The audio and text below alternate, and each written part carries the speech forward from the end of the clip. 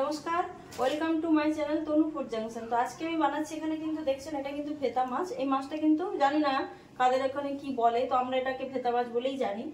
তো এই মাছটা কিন্তু এখন প্রায় পাওয়াই যায় না। তো এই মাছটা দিয়ে আমি নতুন একটা রেসিপি বানাবো। তো এই মাছ আর গন্ধরাজ নেবু, তো ভেতা বাহারি এটা তো বানাচ্ছি, সেই রেসিপিটা আপনারা দেখুন। আর ভালো লাগলে অবশ্যই লাইক কমেন্ট করবেন। তো আশা করি ভালো লাগে। গন্ধরাজ নেবু দিয়ে কিন্তু মাছটা বানাবো, একদম গন্ধে ভরা বাহারি ভেতা। এটা দারুণ সুন্দর একটা রেসিপি। এটা আগে কখনো দেখেছেন কিনা আমি জানি না। চিকেন তো খেয়েছেন গন্ধরাজ দিয়ে, কিন্তু এই ভেতা মাছের রেসিপিটা অদ্ভুত একটা রেসিপি। তো দেখুন কিভাবে বানাই, ভালো লাগলে অবশ্যই লাইক কমেন্ট করবেন, শেয়ার করবেন। তো দেখুন কিভাবে বানাই। প্রথমে আমি মাছটাকে নুন হলুদ তো মাখিয়ে নিয়েছি।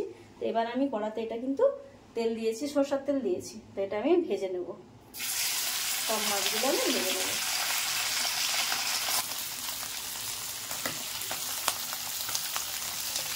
দারুণ টেস্টি মাছ কিন্তু, দেখতে পাওয়া যায় না। মাছটা কিন্তু 1 পিট হয়ে গেছে, আর 1 পিট আমি উল্টে নিচ্ছি।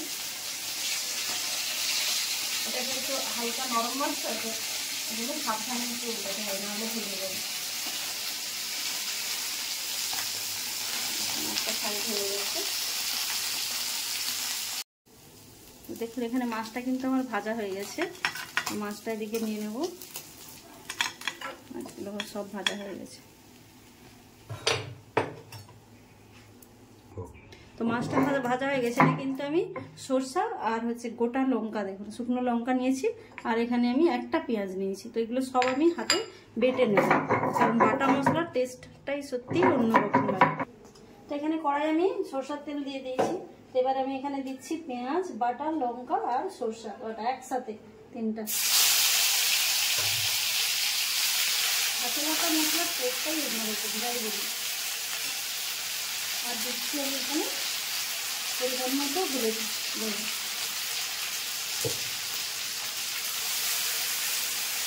মশলাটা একটুখানি ভেজে নেব।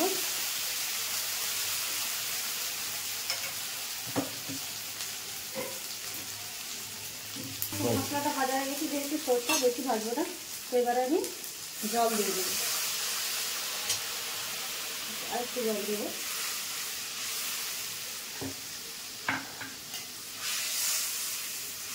এবার দেবো আমি পরিমাণ মতো নুন, দেবো। মাছটা বাড়িয়ে দেবো, এবার দিয়ে দেবো। দেখুন মাছগুলো আমি দিয়ে দিচ্ছি।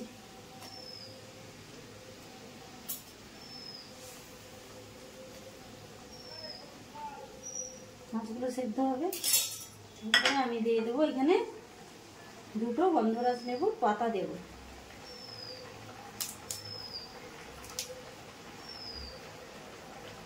দিয়ে বেশিক্ষণ আমি ফোটাবো না কিন্তু, কারণ বেশি ফোটালে লেবু পাতাটা তেতো লাগবে। তো সেই জন্য আমি হালকা করে ফুটিয়ে আর দেবো আগে স্লাইস করা লেবু।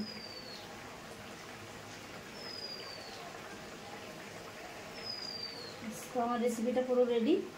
এটা খেতেও যেমন আর দুর্দান্ত এর স্বাদ। দেখুন দেখছেন মাছগুলো দারুণ হয়েছে, রেসিপিটা ফাটাফাটি হয়েছে। আমি ঢেলে নিচ্ছি। গরম ভাতের সাথে এটা হলেই আর কিছু লাগবে না। তো তার সাথে আজকে আরেকটা বানাবো আমি ওলের রেসিপি। তো দেখুন আরেকটা লেবু দিয়ে দিলাম।